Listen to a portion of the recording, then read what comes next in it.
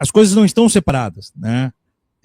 Hoje nós falamos do MST no mesmo momento em que, uma semana atrás, os balões de ensaio jogavam como candidatos da extrema-direita Gustavo Lima, Ronaldo Caiado, Ratinho Júnior, né? É sempre a hierarquia do agro, das capitanias hereditárias, em especial herdada dos patrimônios conquistados por direito de herança, né? Em especial. A exceção do Gustavo Lima, que daí é o fenômeno midiático.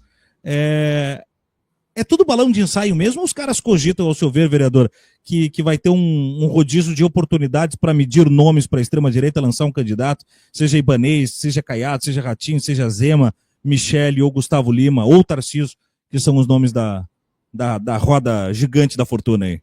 Bom, eu quero voltar um pouquinho ao que significa o Caiado em todo esse processo, até porque tudo isso que eu descrevi aqui, a gente está falando de um Tocantins que não era Tocantins na época, né? Era Goiás, que era já um estado governado, dominado pela família Caiado. Eu sempre cito, eu sempre repito, para que o choque permaneça, o Caiado é o sexto Caiado a governar Goiás. Ele é o sexto. Eu não sei se tem, eu desconheço os pormenores das das capitanias hereditárias de outros estados. Eu não sei se temos um paralelo, se temos um precedente como esse do Caiado em outros estados da federação, que você tenha uma pessoa da mesma família sendo a sexta pessoa a governar um estado. E isso é muito chocante.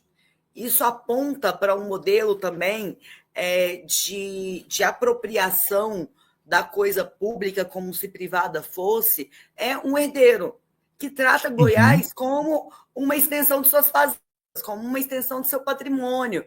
E a forma que o Caiado governa Goiás e a forma como ele se posiciona em relação aos temas públicos, da agenda pública de Goiás, apontam para alguém que não conseguiu chegar num nível mínimo de amadurecimento, de convicções democráticas que diferenciem o que é a sua fazenda e o que é o estado de Goiás e a vida do povo goiano. Não à toa que, quando ele vai fazer o debate sobre segurança pública, ele fala a minha polícia. A minha polícia. Ninguém mexe na minha polícia. Eu não vou botar câmera na farda da minha polícia. A polícia não é dele. A instituição não é dele. A segurança pública não é dele. Ele é um agente público colocado pelo voto, que tem prazo para entrar e para sair. Mas, como ele é o sexto Caiado a governar Goiás, eles não conseguiram entender. Porque quando ele nasceu, já tinha Caiado governando. Quando ele morrer, ainda vai ter Caiado no poder. Ele formulou a sua base de visão de mundo, a sua fortuna, a forma de relacionar a sua fortuna com a coisa pública. Tudo isso foi formulado a partir de um lugar em que o Estado lhes pertence. E isso, Tiago, nos leva para um lugar que eu acho muito importante de contextualizar para quem é de fora de Goiás, entender do que a gente está falando.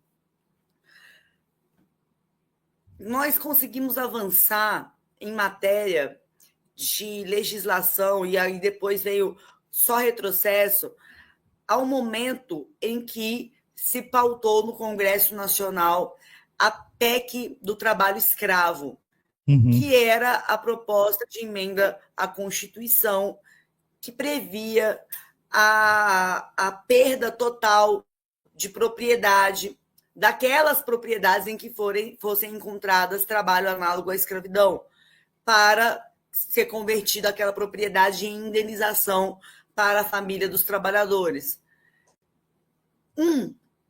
Apenas um deputado federal goiano, com todos os nossos quadros, sempre mais à direita, é importante dizer isso. Goiás não é um estado que elege deputados de esquerda. Então, dos 27 deputados goianos, maioria esmagadora de direita, apenas um votou contra a PEC do trabalho escravo, o então deputado Ronaldo Caiado. Isso é tão perturbador, isso é tão chocante, porque vários de seus primos constavam na lista suja do trabalho análogo à escravidão, tendo as suas propriedades relacionadas pelo Ministério Público do Trabalho como propriedades em que se mantinha trabalho análogo à escravidão. E se você fizer uma pesquisa aí agora, e quem estiver nos assistindo fizer uma pesquisa agora vai identificar isso, depois da eleição de Ronaldo Caiado para o governo de Goiás, Goiás saltou nas ocorrências que a gente vinha lentamente enfrentando. E hoje Goiás é o estado brasileiro com o maior número de ocorrências de trabalho análogo à escravidão nas nossas propriedades rurais. É por isso que quando esse Caiado, à época representante da UDN, era deputado e foi candidato à presidência da República contra o presidente Lula, em 89, ele dizia: eu sou o terror dos invasores de terra, eu sou o terror deles. Invasor de terra comigo não tem vez. Qual era o grande discurso? Um defensor, um presidente da República que entendesse a dignidade, a grandeza e a importância do agronegócio e que não deixasse se criar invasor de terra. O ponto que o Caiado, na campanha presidencial de 89, batia no Lula, era já o MST. Era o MST. E aí ele vai, como deputado federal, vota contra a PEC do escravo e como governador, não sei por quais caminhos, não posso afirmar, constrói um ambiente de segurança, de estabilidade para os exploradores do trabalho, porque foi com ele, foi sob o governo dele que Goiás passou a ser o primeiro estado brasileiro com mais ocorrências de trabalho análogo à escravidão.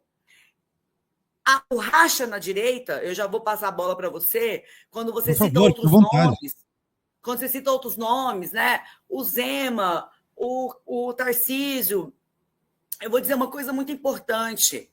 O verniz que nós identificamos no Caiado durante a pandemia por ser médico, não é o verniz dizendo, aqui no meu estado as pessoas vão se vacinar, e até o jeito para falar era um jeito de herdeiro, tipo, aqui na minha fazenda não tem essa de não ter vacina. Muita gente confundiu isso com um democrata, né? As pessoas exaltaram essa postura, dizendo, olha, é de direita, mas é uma direita razoável, uma direita tradicional. Isso é um engodo. Isso é um engodo. A diferença do Caiado para o Bolsonaro é que o Caiado vem de uma família tradicionalmente proprietária e, por isso, refinada, e, por isso, elegante, e, por isso, sofisticada, mas escondendo nos seus armários tortura, escondendo nos seus armários trabalho análogo à escravidão, escondendo nos seus armários grilagem de terra. Não são melhores que o bolsonarismo em nada. E a gente precisa começar a assumir isso. Nós temos que criar consenso para um amplo campo democrático em que a gente tenha quadros de direita, de centro e de esquerda. É claro que sim. Mas nesse consenso, todos são bem-vindos? Claro que não. Claro que não. Porque senão a gente reforça o pressuposto equivocado de que a direita surgiu agora. A direita sempre governou esse país. Sempre. Os estados brasileiros sempre foram governados pela extrema-direita, porque extrema-direita, para mim, não é só o discurso contra a democracia. Extrema-direita, para mim, também é se apropriar da democracia para manter os seus feudos no poder às custas da exploração do povo, dos recursos. Então, assim, a gente precisa entrar em 2026 tendo isso muito, muito nítido no nosso horizonte, para que a gente não ceda o básico, achando que é ceder para ter o básico da linha civilizatória.